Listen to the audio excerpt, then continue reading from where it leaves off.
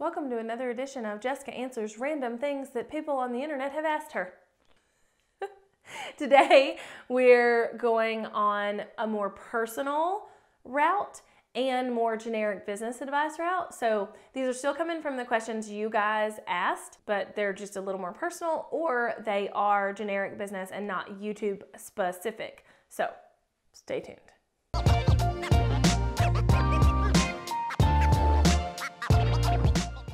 Hello friends, I am pumped.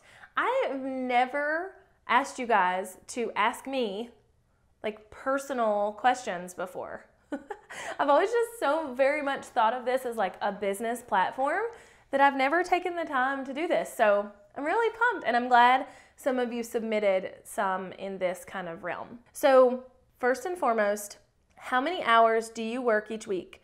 Is this because it's all you have, or is it more intentional based on what you want to work? Kind of a combination of both. I work about 25, 26 hours a week, and that's like my scheduled work time. Depending on the season in my business and in my life, I may work way more than that because I'll work at night or after the kids get home, or whatever, or I might even work on the weekends.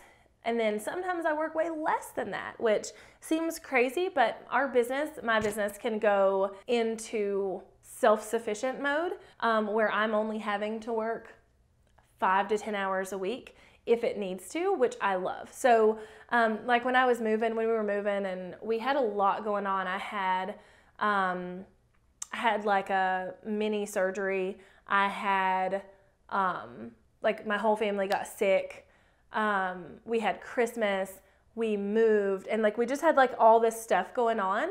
And so during that time, and that was like mid-December, mid-January, that kind of time frame. During that time, I didn't work that much because like I couldn't, and that was okay. Again, the business was self-sufficient with me popping in for the calls I needed to pop in for and answering the emails I needed to answer, and that really being it. But ideally, in an ideal week, I have about 25 hours a week to work, which is about 5 hours a day. So what happens is my kids go to school, but they get home I was having to go pick them up about 3 because I was picking them up, but now they are actually riding the bus home, which I think is pretty cool. So it gives me like an extra 45 minutes in my day. So they go to school. I generally use that morning time to get my workout in. Whether I'm going to CrossFit or I'm over here on this god-awful, ugly treadmill that I do not like having in my office, but it is a great treadmill, so I can't be too mad. But either way, I use that morning time to work out. So I'm usually done working out, totally ready for the day by like 9:30, and then I work until they get off the bus at almost 4 o'clock. So it's usually like 3:50 or something like that. And I try to keep it where I'm working while they're at school, and I'm not doing a lot of work when they're not at school. So it doesn't always work that way. Again, there are seasons when I'm working longer than that. I'm working more hours than that. I'm, working when they're upstairs, like doing their homework, and it ebbs and flows, and I'm okay with that. I love to work. Like, love it, love what I do, love you guys, love the content I produce and the things I put out. And so for me, if I do have to put in a few more hours here and there, it doesn't really bother me because like I enjoy it so much. All right, one of you asked, you spoke at quite a few conferences last year. Did those opportunities land in your lap, or did you actively pitch yourself? Oh my gosh, such a good question.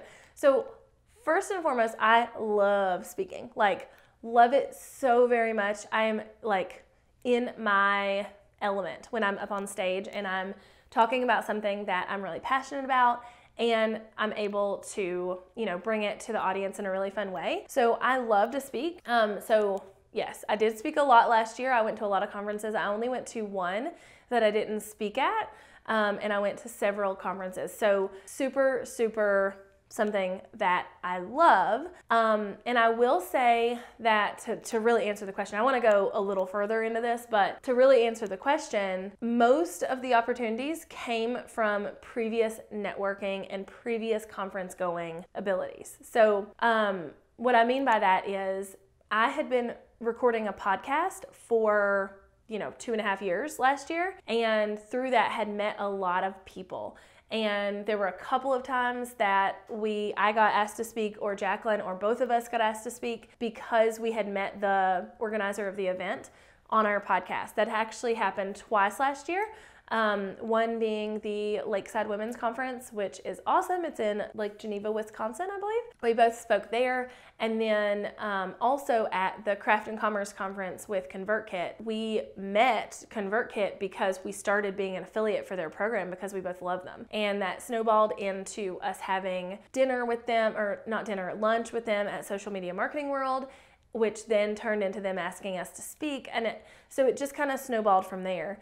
Then there were other opportunities that fell in my lap, and I don't like using that term, but I didn't actively apply for any of the speaking gigs I did last year. So that one's a little, I don't want to say that was what happened, but they also didn't fall in my lap. It was intentional. Like, one of my big goals is to speak. So I intentionally go to conferences and network and get my name out there. And then the more I speak at, the more other people see me speaking and ask me to speak at theirs. And it's just a big snowball effect. But there were a couple others where I had, met somebody the year before and they were having a conference, or they knew somebody who was looking to fill a speaker spot and introduced me, that kind of thing. So a good example of that was Video Marketing World. Jeremy Vest is the one who threw that, and I had met Jeremy in 2017 at Tim Schmoyer's Video Labs Live event. So I had met Jeremy and I realized we were basically the same person, and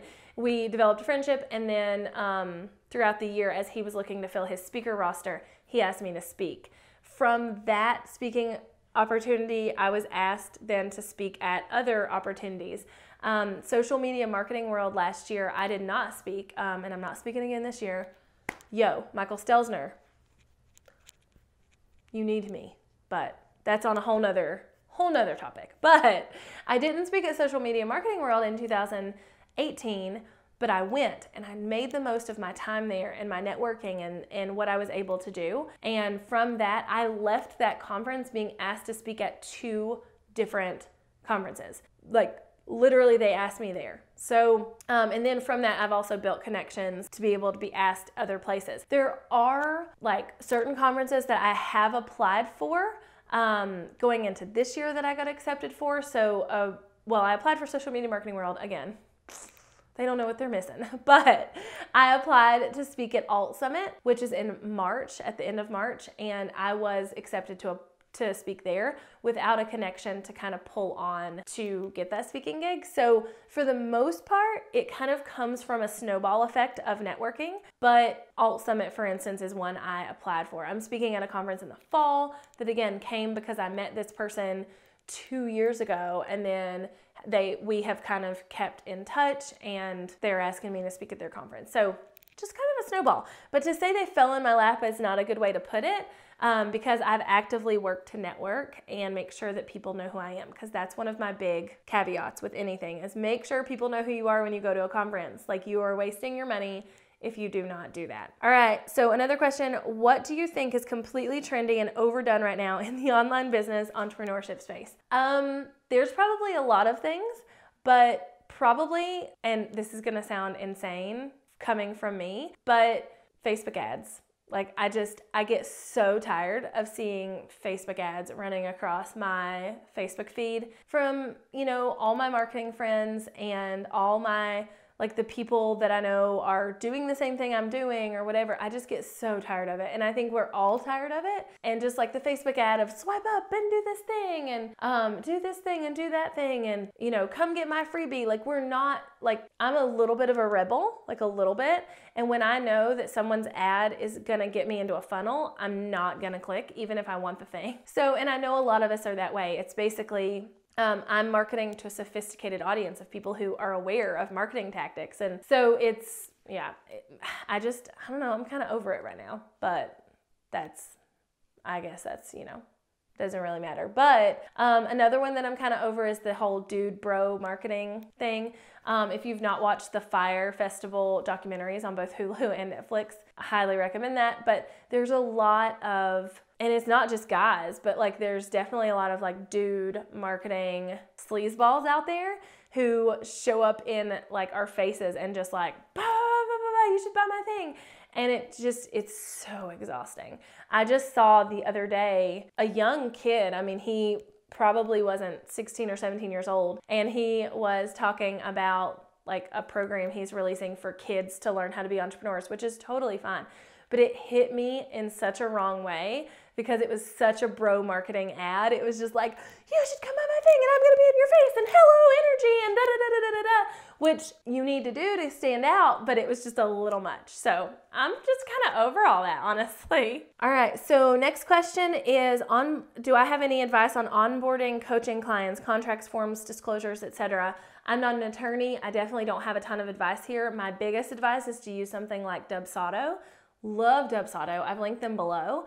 I think if you use my code, you get like 20% off your first month or something. So go check that out. But something like Dubsado where you can keep all your contracts in one place and with like the push of one button to establish the client, it kind of sends an order. That's really my biggest advice. And to find what works for you. So there for a little while, I tried really hard, which I don't have a ton of one-on-one clients anymore, but I tried really hard to make myself, I guess, use Trello because I love it and I love it for my team and all of that.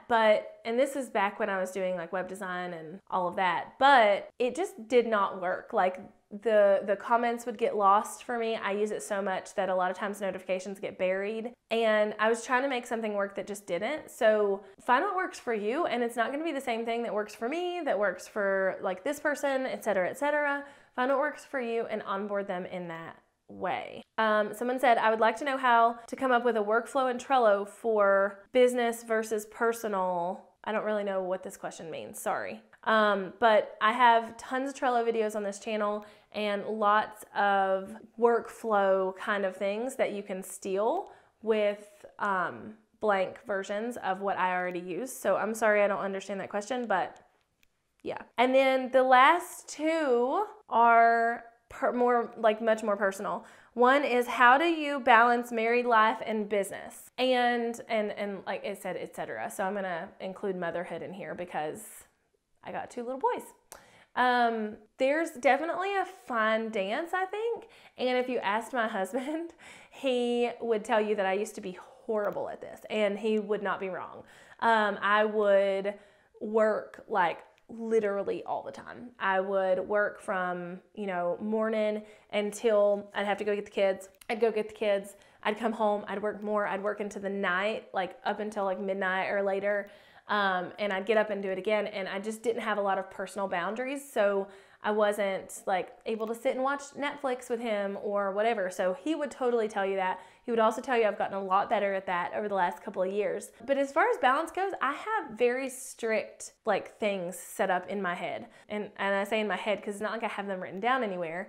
But I don't work unless the kids are totally occupied and my husband is not even in the house. I don't work after I get the kids from school as much as I can possibly help it. So my work day ends when they get home from school, and that's the end of it. And then I get supper ready and like my husband comes home and we all just kind of do the family thing until bedtime and whatever. Now, a few caveats to that. Like if I need to get some things done and my kids are upstairs like playing or watching a movie or whatever, I'm not scared to go ahead and just like work. If my husband, we just bought 30 acres and we've always lived on a farm. And the other farm we lived on was like his parents' farm. So there's always something he needs to be doing. So building fence, giving animals shots, just like whatever. And so a lot of times he's not in the house either.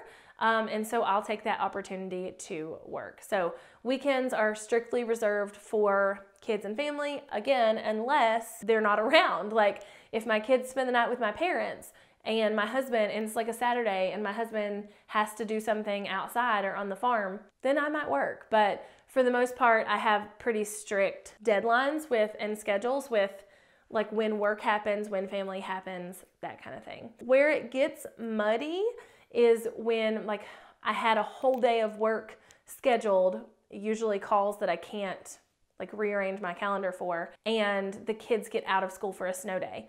or my husband's homesick, or one of the kids is homesick, or whatever. Like, then it has to just, I go into survival mode, basically, and I just do what I need to do to get it done, because that's what I have to do. And I'm an entrepreneur, and I own my own business, and it is what it is. But that's kind of my biggest tip, is to really create a schedule to where, like, your business gets done X, Y, and Z times, and your family takes priority the rest of the time. This is all for naught if, like, our family feels like we're ignoring them. Like, I'm just not I'd rather make a little less money and know that my family is satisfied with the way their life is than make, like, all the money in the world and be ignoring my kids all the time. I will say that's a big reason I'm not traveling as much this year in 2019. In 2018, I traveled all the time. Like, it was like almost every month I was gone somewhere, which doesn't sound like that big of a deal, but for me, a lot of times I'll fly out, like, West Coast, which takes more travel time, because if you're coming from East Coast to West Coast, it takes a whole day, basically, either way you go, especially coming home, to do the travel. So you like, where I could fly to Florida and fly in the morning of a conference and fly out that night, you know, and only stay for the conference. When I'm traveling West Coast, I have to buffer a day before and a day after, always. So it becomes like extended trips. And then we live 3 hours from an airport. I live 3 hours from Charlotte. And so for me to, like, go to Charlotte, get on a plane, like, it's just, it adds more time than I'm away from my family. So it became, you know, I love to speak, and I know, like, every single time I speak, it's been good for my business. There's been, like, one conference that I regret going to and speaking at in my whole, like, several last years. For the most part, I make the best connections and the best opportunity I can happen when I speak. But my husband still works a full-time job, so it becomes like a rat race between, like, who's got my kids and how they're getting from here and there and all that stuff. So in 2019, I'm traveling less. I'm traveling quite a bit in March. I've got the Vid Fest and Pod Fest that I'm speaking at in Orlando, which is awesome. I'm super pumped. I'll link all these below. So I'm speaking there. I'm going to Social Media Marketing World, so I will be there. I'm speaking at Alt Summit right after that, so I will be in California for a little longer than I expected to be. And then in the fall, I'm speaking at a conference for sure, but I'm literally not booking anything else unless it's just a can't say no to opportunity. I have one paid program that I purchased a seat to, and one of the big reasons I bought it was so that I could go to a conference that they were hosting. So I will be going to that in May, but yeah, I mean, it's just, you just have to find what works for you. And for me, it was okay that I traveled a lot the last couple of years. And it's okay that I'm traveling 4 or 5 times this year, because I know it helps my business. But I also knew that I needed to slow down in 2019 with the travel to be able to really nurture and take care of my family the way I need to. So that's a really long-winded answer, I'm sorry. But the last question is, how did my husband and I meet? So I actually may try and catch him when he gets off work today, and see if he will sit down and talk with me about how we met. So hopefully that happens. But yeah, I mean, we're high school sweethearts. We've known each other forever. So yeah. So the people on the internet want to know how we met. He is 100 years older than me, and we met at bingo. Okay. She is actually quite a bit older than me. I'm 5 months older than him. And I don't like bingo. I love bingo. She would go play with old bingo cards. So the reason I said that is because he has... Go play bingo right now? I would go play bingo. At the firehouse. You can't tell it because his hat is on, but he has, like, totally gray hair. And he's, how old are we? 32? I'll be 33 my birthday, yes. Yes. So we will be, and he looks a lot like his dad. So he will be out places, and there'll be people talking to him that are, okay. There'll be like I'm 33, and there'll be like No, you're 32. I'm 32, sorry. Edit that. No, don't edit it, it's fine. There'll be like my dad's 59, yeah. And actually, in one time in particular, at a birthday party, a lady that he went to school with, graduated with, thought I was him. Yeah. All the way through the party. I never told her. Hey, you're too nice. You wouldn't tell her. I wouldn't tell her any different because I didn't want to embarrass her or hurt her feelings. But then I have other men in the workplace or out and about on job sites, and they'll get to talking about the times and, you know, how it was when we were kids, and they're looking at me and they're like, when we were that age, we didn't have to do this or do that, or we didn't have iPads or computers. And I'm like, yeah, okay. And sometimes I'll say, well, you know, I'm just 32, so I did have a computer when I was little. Do you get funny looks when you say that, when you correct them? It ain't a big deal to them. Well, I got told by a lady in Walmart the other day that she asked me if I was moving to college, and I was like, yes, you are my favorite person.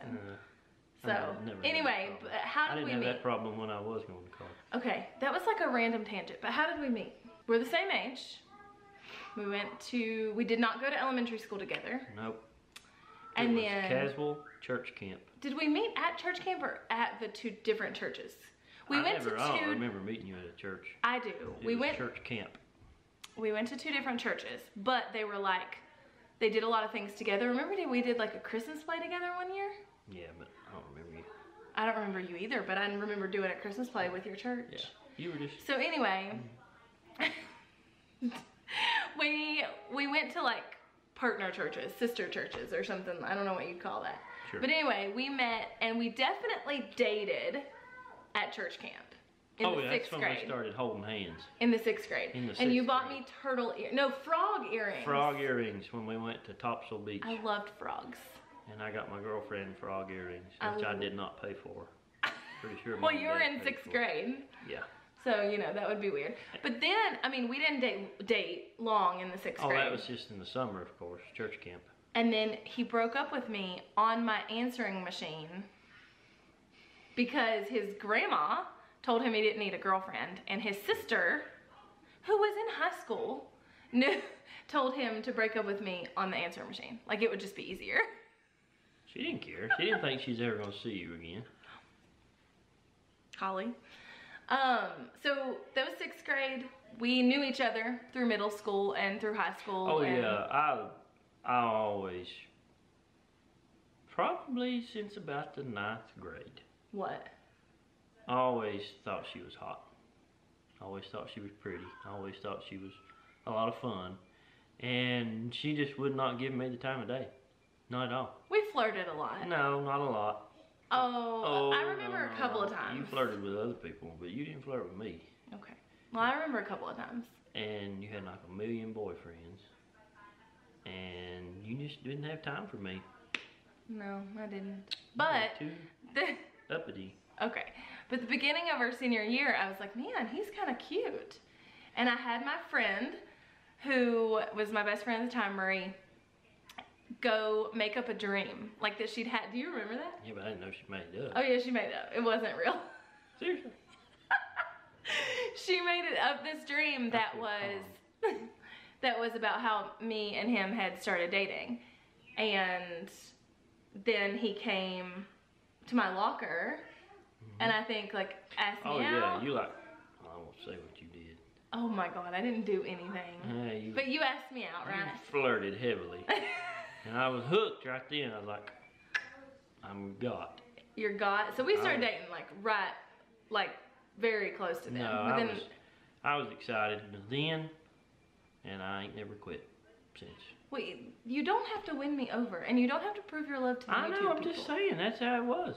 Okay. We dated in 6th grade with no, I mean, you know, phone calls at night. No. No, we did. I'm saying. We did phone calls. We had phone calls. We had a few phone calls at night. You know, kind of the normal. Laying there in bed. What are you doing? Nothing. What are you doing? What are you doing now? I'm listening to the radio. What are you doing? And then, like I said, we had a little answering machine incident. And then 9th grade. In 12th grade. And then, yeah, it was, I pretty much went a separate way. She went a separate way. We knew each other. We were buddies. Yeah. You know. Yeah. Bump into each other in the hallway. And never hung out, really. Mm-mm. But I always wanted, I was like always, yeah, man, I could get a girl like Jessica. I'd be I'd be set. That's so sweet. It's true. Okay. Well, so then we started dating the beginning of our senior year, which was 2003. We graduated in 2004. And then we were engaged by the fall of 2004. And, right? We were engaged so long. Yeah, we were engaged Yeah, at a 18. very long time. At 18. Didn't get married till. And we got married, yeah, the 2007.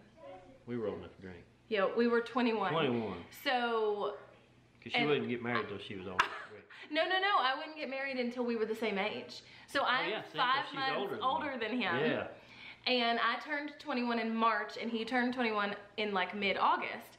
We were gonna get married early August because we wanted to get married. We were still in college, and we needed to finish that last semester, and we didn't want to get married like right up against it. But I would not get married until he I turned 21. Turned 21 because we were the same. I didn't want to tell people I was 21 and he was 20. Not like we were going to go get drunk. We didn't drink. We still don't drink. We still don't drink. But for some reason, we had to be the same age, which. Well, because I didn't want to tell people I was older. You were always going to be older. I didn't want to tell people that. So, like, how old were you when you got married? Oh, I was 21 and he was 20. That would be weird. So I just say now, like, we were 21. Always marry an older woman. So anyway, fast forward, that was the summer before our last semester in college. And then the rest is history. That was 2007. Yep. We've been married almost 12 years. I guess we have. Is it 2019? It's a long time. 12 years. It's a long time. So we're high school sweethearts. It's a very long-winded answer to the question of how we met, but I feel like it was all good. Yeah, not, nothing. Nothing crazy. Nothing crazy. High school sweethearts. Happens a lot around here. Small town. Oh, yeah. Happens There's all not. over the world. But around here, I think we probably have like a higher stat of I'm sure. people who like dated in high school. Yeah. Probably. Like his mom and dad were high school sweethearts. His sister and her husband were high school sweethearts. Yeah. My mom and dad were not, but nothing wrong with not being high school sweethearts. But no. But I mean, it just happens a lot in a small town, I think, because we all meet early in life. And then also in the South, it's like, I've joked about this before. If you're not married and with kids by the time you're like 25. 25? 28. No, 25 is like cutoff limit. Like you're like old. Yeah. But which is it's ridiculous. It's but a lot. I mean, yeah. So we were married at 21, had our first son when I was 24. He was 23. Barely. A week later he turned 24. Yeah. So all right, I think that wraps it up, don't you? Yeah. All right. That's how we met. So if you have any other questions about generic business advice, time management, organization, whatever personal life stuff, hit me up below in the comments. And until next time, don't forget to hit subscribe. If you are not already subscribed, I'm actually literally sad for you because I pour my heart and soul into putting out content for this channel. So I want you to be here. So hit subscribe and I'll be back next time. Bye, y'all.